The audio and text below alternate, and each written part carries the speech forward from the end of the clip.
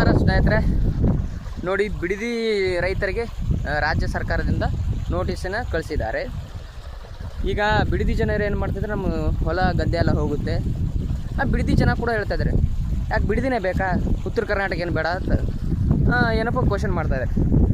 ನೋಡಿ, ನಮ್ಮ ಉತ್ತರ ಕರ್ನಾಟಕದ ಹಣಿಮರೆ ಹೆಂಗಪ್ಪ ಅಂದರೆ, ಊರು ಬಿಟ್ಟು ತಂದೆ ತಾಯಿನ ಬಿಟ್ಟು ಹೋಗಿ ಬೆಂಗಳೂರಲ್ಲಿ ಕೆಲಸ ಮಾಡಬೇಕು.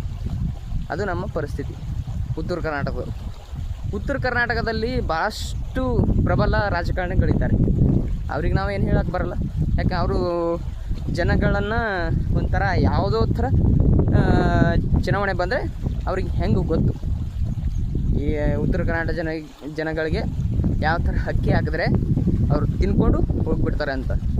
ಆದರೆ ನಾವು ತಿಳ್ಕೊಬೇಕು, ಯಾಕಂದರೆ ಮುಂದಿನ ದಿನಗಳಲ್ಲಿ 2028ಕ್ಕೆ ನಾವು ಉತ್ತರ ಕರ್ನಾಟಕ ಏನಪ್ಪ ಅಂದರೆ ಮಂದಿಗಳು ಒಂದು ಸ್ವಲ್ಪ ಶಾಣೆ ಆಗಬೇಕು.